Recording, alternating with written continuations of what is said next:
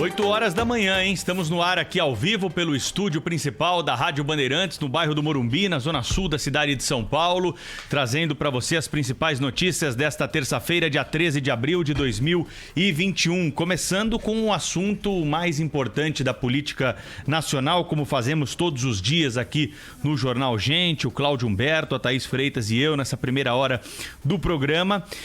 Tratando de inversões, né? De inversões daquilo que está estabelecido pela nossa Constituição, pela nossa prática política, né? Desde ontem nós estamos debruçados nesses assuntos aqui de CPI e também o Supremo Tribunal Federal está fazendo, e ontem nós já pontuamos isso aqui, o Supremo está ampliando aos poucos a sua capacidade de decisão sobre até mesmo questões que a legislação traz para serem decididas por outros poderes, como é o caso da criação de uma CPI. A legislação é clara: 1/3 de assinaturas apresenta para o presidente da Casa Legislativa. Se houver 1/3 das assinaturas, o presidente pode instalar, então, uma CPI para fazer uma investigação parlamentar. O fato é o seguinte: o Supremo, em algumas oportunidades no passado, por omissão ou por uma simples conveniência do presidente da casa de não abrir a comissão parlamentar de inquérito, decidiu que ela deveria ser aberta. E ela foi aberta, né? No governo Lula, no governo Dilma Rousseff. Nós tivemos a CPI dos bingos, tivemos a CPI também da Petrobras. E com isso, essas CPIs instaladas, isso abriu um precedente que agora está sendo usado pelo ministro Barroso, que é um defensor dessa tese, e aí eu sou minoria aqui em relação à jurisprudência do Supremo Tribunal Federal, fico até meio isolado nessa voz aqui, de compreender que a instalação da CPI é sim um ato político. A instalação da CPI precisa observar a conveniência do momento. É um poder discricionário do presidente da Casa Legislativa, né? Tanto é que é ele quem abre a CPI. Por isso que o legislador, quando montou esse dispositivo, deu esse poder ao presidente da Casa Legislativa. Ele recebe. Primeiro precisa ter o requisito objetivo, 1/3 de assinaturas. Depois tem o requisito subjetivo, que é a análise do presidente da Casa, que verifica ali a conveniência do momento, verifica se há realmente razão para aquilo naquele exato momento. Se não, deixa a coisa fluir um pouco mais, depois pode instalar a CPI. Isso não quer dizer que eu seja contra a CPI, já disse ontem aqui, sou a favor. 350 mil pessoas perderam a vida. Se isso não é motivo para qualquer investigação, não sei o que é.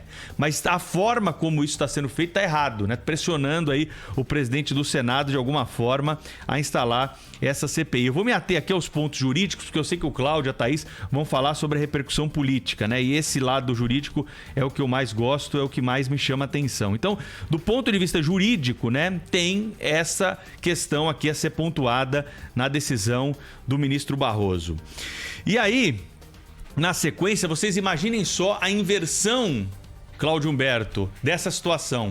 Se tem um ministro do Supremo Tribunal Federal que está lá parado com um processo no gabinete dele, o Senado Federal pode obrigar esse ministro do Supremo a colocar o assunto em pauta no Supremo Tribunal Federal? Ué, são poderes aí. Um poder está interferindo no outro, né? Por que a lógica contrária não se aplica a esse caso? A gente vê ministro do Supremo com um processo parado lá no seu gabinete por anos, às vezes, né? Por anos. E não há meio que faça com que o sujeito coloque. Por quê? Porque também é um processo um pouco político esse do Supremo Tribunal Federal de colocar alguns assuntos em votação. A gente precisa reconhecer isso aqui. O poder da pauta é da própria casa julgadora, né? Seja o Senado, a Câmara, o Supremo Tribunal Federal. Então existe sim esse poder político também no Supremo Tribunal Federal, e isso deveria ser respeitado. Até porque o artigo 2º da Constituição Federal diz o seguinte: poderes são independentes e harmônicos. Independentes e harmônicos. Não há uma troca de palavras aí. Não são harmônicos e independentes. E o legislador foi feliz ao colocar independentes primeiro, porque se observa fatores internos mais importantes, e depois harmônicos, que são os fatores externos que também são fundamentais para o Estado democrático de direito. Então é uma atuação desmedida, a gente corre o risco de desequilibrar a separação de poderes com essas medidas todas, e tem a novidade, né, Cláudio, de ontem, que foi o mandado de segurança que foi apresentado para que o presidente do Senado abra um processo de impeachment contra o ministro Alexandre de Moraes. Primeiro, que precisa ter crime de responsabilidade, ninguém apontou de forma séria e honesta crime de responsabilidade que tenha sido cometido. Segundo, que agora nós estamos numa encruzilhada. Por quê? Se o ministro Barroso usa esse argumento para determinar o presidente do Senado a abrir uma CPI, como é que ele não pode obrigar o presidente do Senado também a abrir um processo de impeachment? Repito aqui, sou contra a criação da CPI dessa maneira, assim como sou contra também a instalação de um procedimento de impeachment, né, por qualquer ministro do Supremo dessa forma, né? É o presidente do Senado o imbuído dessa determinação, é um poder discricionário que ele tem. Então, olha só a encralacada que nós estamos aqui, né? Olha só que situação chegamos por conta dessa decisão monocrática do ministro Barroso, que amanhã vai ser revista. Mas hoje, né, Cláudio, pode ser que a gente tenha novidade. Pelo menos o presidente do Senado diz que vai ler o requerimento aí para a instalação da CPI no plenário do Senado Federal. Como é que tá o clima político aí em Brasília, hein, Cláudio Humberto? Bom dia para você. Muito bom dia, Pedro Campos. Bom dia, Thaís Freitas. Bom Pedro, dia. você não está isolado na sua posição, não. Eu concordo, a Thaís certamente concorda com tudo, ou quase tudo que você disse. Eu estou com você em cada letra do que foi, cada palavra que foi pronunciada agora há pouco. E o fundo da questão é exatamente esse, né? A questão não é apenas assim, pode o Supremo determinar que o Poder Legislativo instale uma CPI? A questão não é nem propriamente essa, é o seguinte, a quem cabe essa decisão? É um ministro do Supremo? É um integrante de um outro poder? Ora, esse é, como o Pedro explicou, um poder discricionário do presidente da Casa, do presidente do Senado Federal, tanto quanto é um poder do ministro do Supremo meter processos na gaveta, enfim, conceder um liminar e mete na gaveta e aquilo ali fica valendo como lei. Aliás, o ministro Barroso é useiro e vezeiro nesse tipo de procedimento. Mas, olha, faz parte dos poderes ali constituídos dos ministros do Supremo Tribunal Federal. De ontem para hoje, aliás, já desde o fim de semana, que têm sido intensas as negociações, as conversas, os panos quentes, as tentativas de restabelecer a normalidade e também o juízo a muitas dessas pessoas. Está todo mundo muito excitado aqui em Brasília. A gente percebe que a classe política brasileira, em todos os níveis, incluindo os ministros do Supremo, estão todos muito motivados politicamente, né? Uns para de alguma maneira, viabilizar a reeleição do presidente, outros para tentar inviabilizá-la. Todo mundo ali, olha, quando se fala em pandemia, é mesmo, tem uma coisa aí chamada pandemia. Eles não estão nem aí para esse negócio de pandemia, né? Todos os atores envolvidos, a classe política brasileira, mesmo quando fala em nome da ciência, mesmo quando fala em nome não sei de quê, pretensamente em nome da vida, não sei o quê, está fazendo política o tempo todo, né? A gente vê os exemplos tristes que se observam no Brasil. Hoje, o presidente do Senado vai fazer a leitura. Isso é um procedimento básico para a instalação da CPI. O requerimento de criação tem que ser lido no plenário. Isso será feito. O problema é com relação à instalação, né? Os partidos terão 10 dias para indicar os integrantes, os seus representantes nessa CPI, de maneira proporcional. E aí, isso aí se não acontecer nada diferente. Mas vai acontecer uma coisa diferente. O líder do governo no Senado, o senador no Congresso, que é o senador Eduardo Gomes, do MDB do Tocantins, ele vai apresentar uma questão de ordem hoje, antes da leitura desse requerimento, que pode fazer com que o Senado conclua pela necessidade de adiar a instalação da CPI. Vai aprovar, tudo bem, está aprovado, mas só vai instalar a CPI num outro momento. em razão da vigência no Senado agora da decisão dos senadores de suspender o trabalho presencial, né? Tá suspenso, depois, sobretudo, da morte de 3 senadores, né? Até um deles, ontem, estava me falando, um dos senadores estava me falando, puxa vida, morreram 4% dos senadores aqui no Senado, né? Então, todo mundo ainda muito marcado por essas mortes dos senadores e de vários assessores. Me parece, a informação que eu tive, é que o senador José Serra, por exemplo, perdeu 2 assessores. 2 morreram em razão da Covid-19. Enfim, está suspenso o trabalho presencial. E o presidente do Senado já disse que tampouco vai permitir o funcionamento de uma CPI à distância, né? Uma CPI remota. E é exatamente essa discussão, ou essa questão de ordem, vai instar o presidente do Senado a tomar uma decisão. Vem cá, vai ter mesmo CPI, vai ser presencial, vai ser remota? Presencial não dá, porque está tudo suspenso. A remota, o presidente disse que é um absurdo fazer uma comissão de investigação por via remota. Isso, há, inclusive, regras claras que dificultam esse tipo de procedimento. E tem também a opção da CPI semipresencial.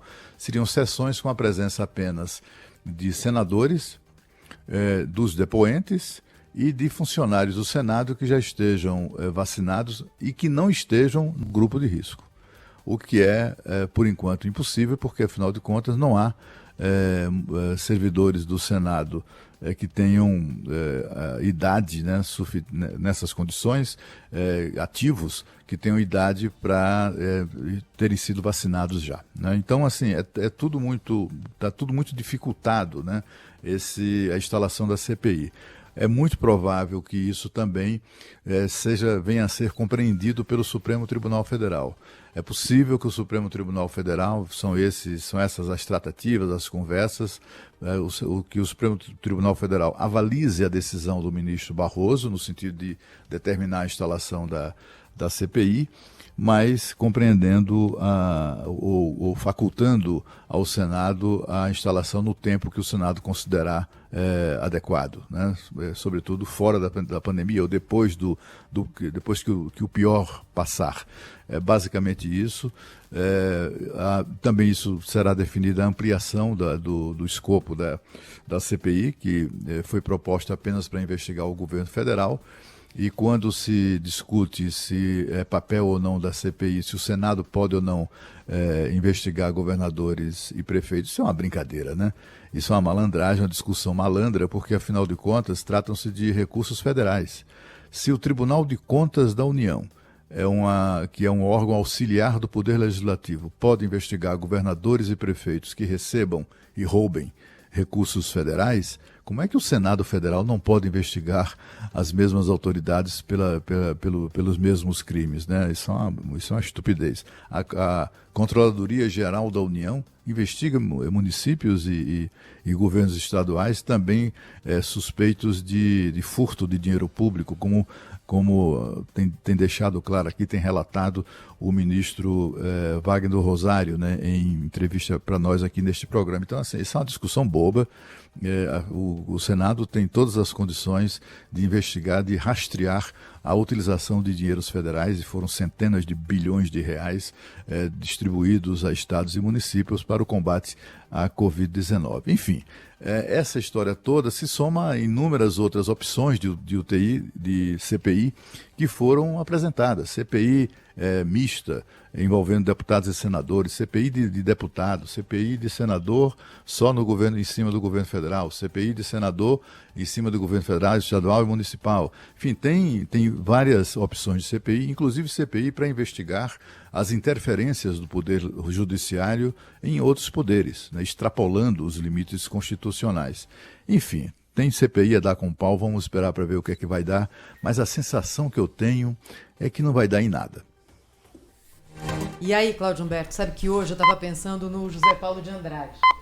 Porque o Zé viu tantas composições de Congresso Nacional, e você também, Cláudio, aí em Brasília, já viu tantas composições muito mais interessantes do que a gente tem hoje, tantas composições no Supremo Tribunal Federal também e no Poder Executivo.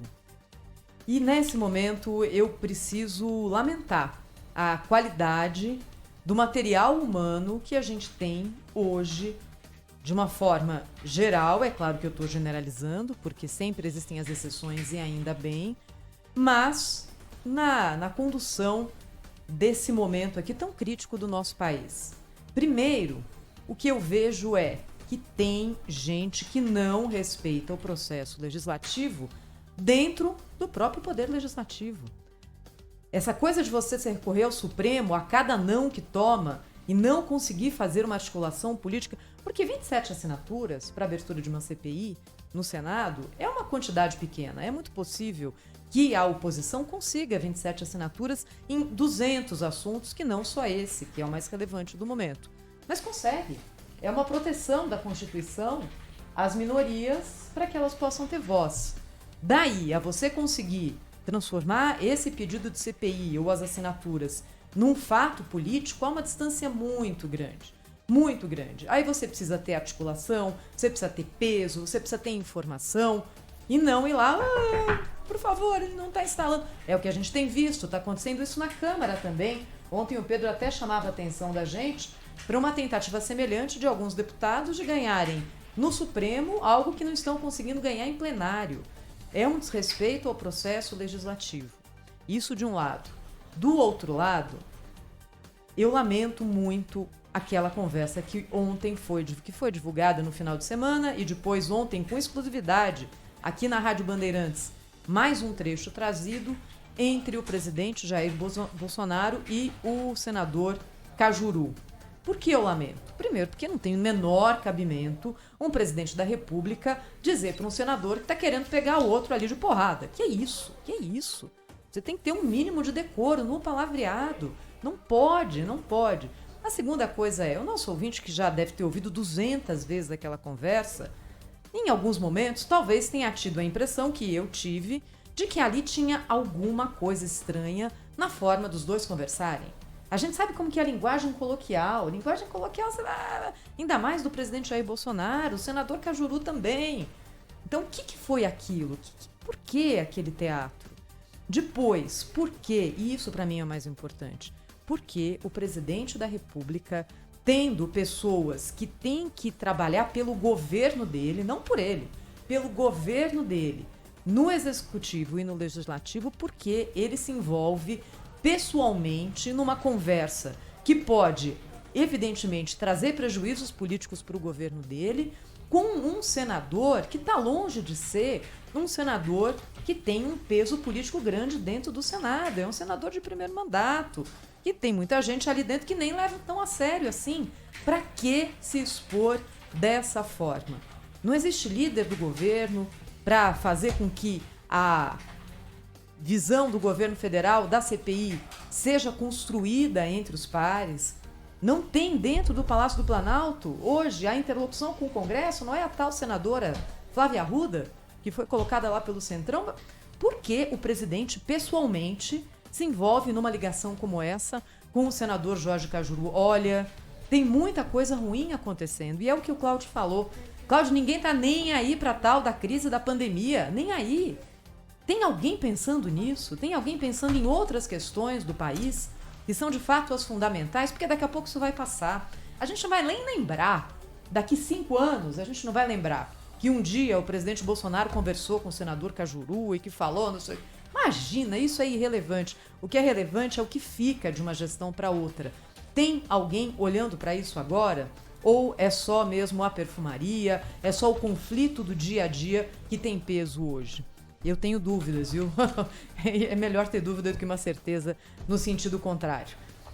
Queria chamar o nosso ouvinte a participar conosco aqui pelo nosso WhatsApp 11 999 04 8756, o WhatsApp do Jornal Gente da Rádio Bandeirantes.